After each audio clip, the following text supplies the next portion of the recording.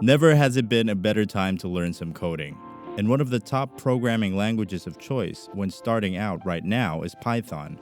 Today, Python is used in many disciplines and in various ways, from making websites and software, data analysis and visualization, and even for AI like machine learning models. In this video, we'll get you started and set up to make learning Python a breeze in today's code editor of Visual Studio Code. By the end of this video, we'll be able to write some Python code in our code editor and run your first Python program to display "Hello World" on the console. Let's start first by installing Python on our system. There are a few ways to do this. Here's the first one. We can go to python.org, the official website for the programming language, download Python, run it, and follow the instructions to install it in your system. Make sure you have admin privileges so that everything could install successfully. The second way is through Homebrew, which would manage the installation of Python and take care of maintenance like updates. This is the preferred method if you're on macOS. I'll guide you through it. If you don't have Homebrew installed yet, let's do that first. Go to the official website of Homebrew, open Terminal, and follow the instructions. Simple as copying that one code.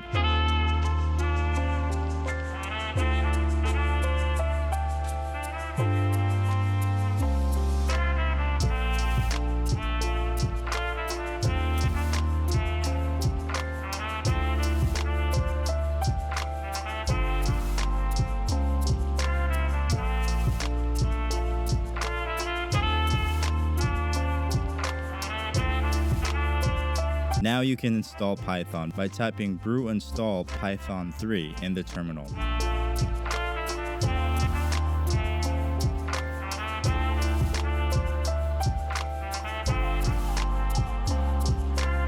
To verify our Python installation went smoothly, we type python 3 -- version for macOS or py-3 -- version for Windows. Great! This confirms we successfully installed Python. After that, we move on to installing VS Code. Now, why should we use VS Code? It's perfectly possible to choose any code editor, even just a regular text editor. But here are the top reasons. It's very versatile, and it owes that to the amazing array of extensions that add to a really personalized experience, whatever programming language you use.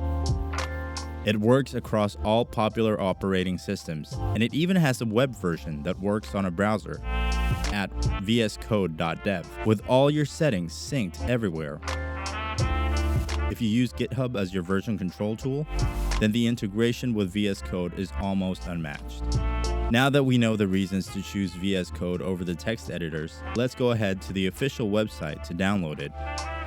Once it's installed, we get this screen, and right now we have the default experience for VS Code.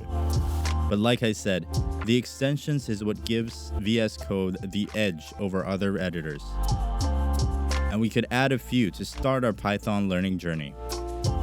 The first extension is Python. This provides support for the Python programming language. It provides IntelliSense, which gives info on your code, suggestions, and code completion. It provides linting, which means it can know if it has any errors like syntax errors, so that even without running the code, you know of potential errors and roadblocks along the way. Along with this, you get a debugger that allows you to run through the code. This is absolutely the most important extension, which is why it's the first one. The next one is Python Indent. One of the keys to great code is readable code, and readable code is indented well. What this extension does is it parses your code so that when you press enter, it knows where to align your code seamlessly.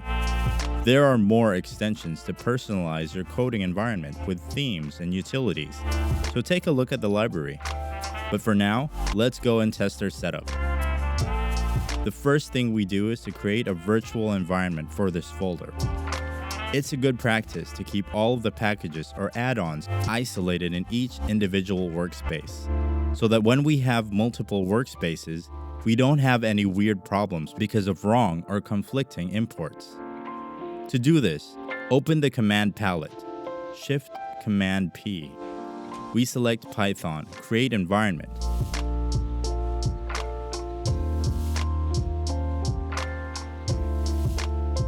Then select VENV, short for Virtual Environment. We then select the version of Python.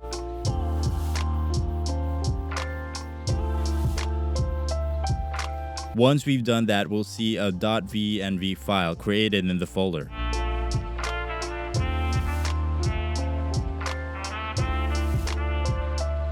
This means the environment is ready. Let's make sure that it's selected by selecting Python Select Interpreter from the command palette.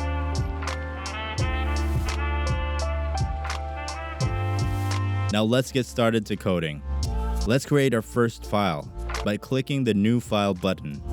Traditionally, we start learning to code by printing or outputting Hello World, so we'll do it here as well. Let's put in Hello World.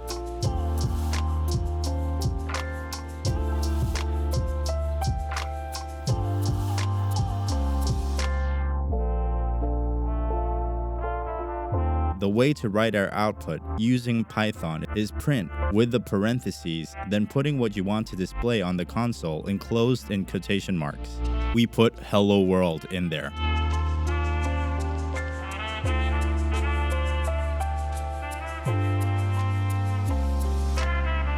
After saving, we run the code by clicking Run Python File in Terminal that looks like the play button on the top right side of the editor. And we can see the terminal built in. We can see it run and output the code here. There are other ways to run the file. Another way is we can right-click on the editor area, then select Run Python, then Run Python in Terminal.